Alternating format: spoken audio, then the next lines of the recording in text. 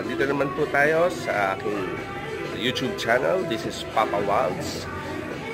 Today, papakita ko sa inyo kung ano ang ginagawa ko every time na ako ay mag-gym. And syempre, papakita ko na rin sa inyo kung saan ako nag-gym. Nandito ako ngayon sa Bulldog Gym. So, let's start. So, pag pasok nyo sa Bulldog Gym, ang unang nyong makikita, lalo na pagka morning, ay si Sir Fred Handok. Siyang bantay rito. Kung beginner ka, tuturuan ka niya. Sa kanya ka magpaparegister. Ayan, ang gwapo nating gym assistant na si Fred Handok. Siya lang ang hanapin nyo pagka dito kayo sa Bulldog Gym ng Ka pag morning session. Okay? Thank you, Sir Fred. Syempre, unang gagawin bago mag-gym session is mag-stretching para iwas injury, di ba? So, stretching muna ako.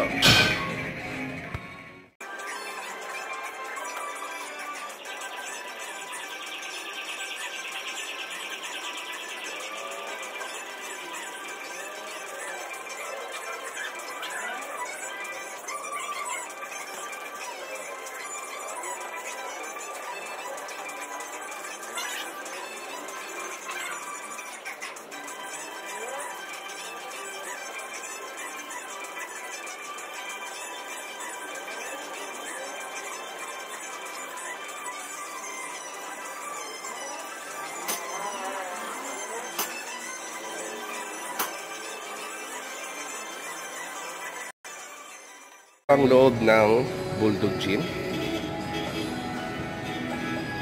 Ito yung Bulldog Gym sa Nangka.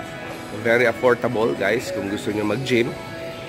Ang session dito is only 50 pesos. Tapos ang monthly is 500 pesos. At pag may mga student rate din sila, so hindi ako sigurado, pero ang monthly ng student rate is parang 40 pesos yata. Pag monthly ka, kung magbabayad ka ng monthly, you have to bring your own water. Pag session, no need kasi free na yung water. So, ito ang loob ng Bulldog Gym. Ayan. So, yan naman ang kanilang logo. Bulldog Gym. Nangka. Meron din silang branch sa Concepcion. Yun yung naunang Bulldog Gym. This is their other branch, Nangka branch. So, ayun. So, ito ang loob ng Bulldog Gym Nangka. So, ayun, yung ginawa kong stretching kanina, explain ko lang yung kada movement nun. Good for 15 seconds yun para ma-stretch talaga yung mga muscle para avoid injury. So, lahat ng movements nun ay 15 seconds. So, tapos yung huling execution naman, yung huling movement is the jumping jack para talagang umano yung blood flow sa mga muscle at ma-avoid natin yung mga injury. So, start na ako sa next session. So, ito yung chest press. So, sa program ko kasi, I'm using a program, the Lazy Lifter program, pero yung free ebook pa lang, shoutout kay Coach Joe. So, ang unang exercise doon, o ang unang gagawin is the chest press. So, start na ako ng chest press. So, ito yung chest press machine. So, ang ginagamit ko usually is the machine para mas stable, para hindi na kailangan ng spotter. So, yan ang lagi kong ginagamit.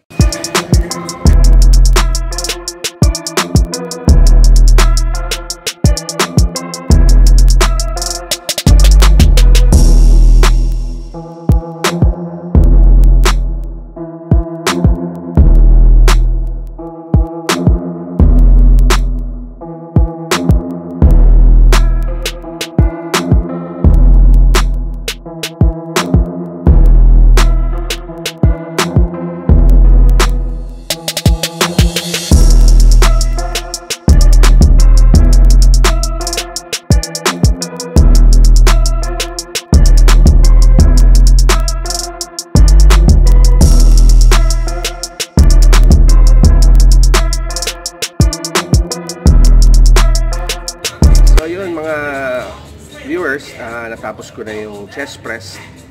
So next exercise is inclined chest press.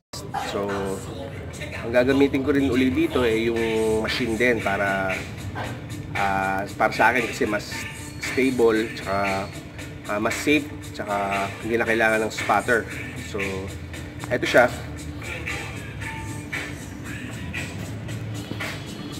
Yan naman ang gagamitin natin, ang inclined chest press. So without further ado, start na ako.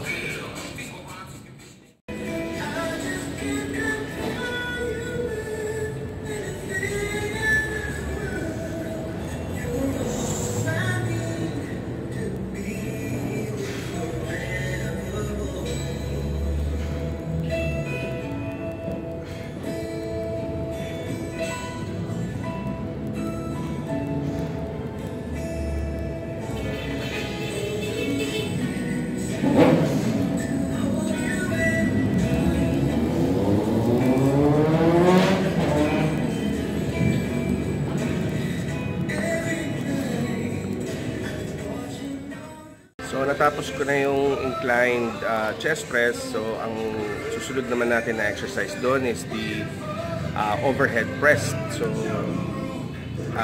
more famous yan na tawag ay military press. So overhead press, military press, the same lang yan. So standing siya natin gagawin para mas ma-engage yung core, tsaka mas ma-engage yung mga compound muscle, yung mga involved muscle. So after nun, susunod-sunod ko na yung rope pull down. Pwede siyang rope, pwede siyang bar pull down para naman yun sa tricep. So without further ado, we'll start it.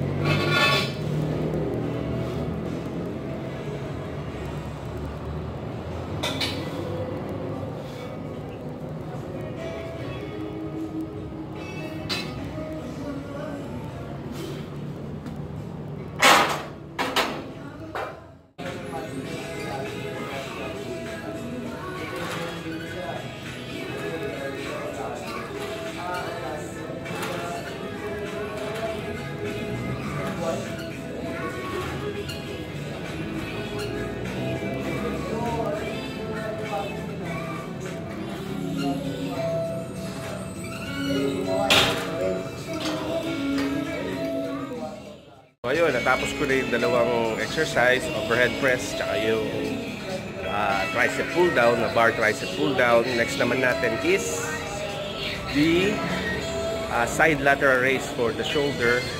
After nung lateral raise, I will do calves tsaka abs naman. So without further ado, gawin na natin.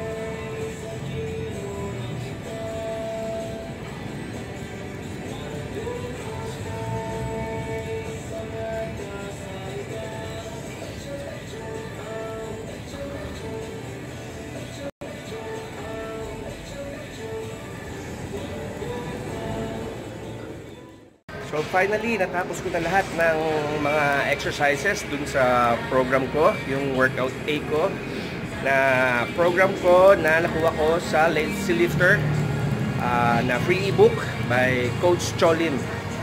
So ayun, ano ba yung mga ginawa kong exercise? So unang-una yung flat bench press, incline bench press, overhead press, tapos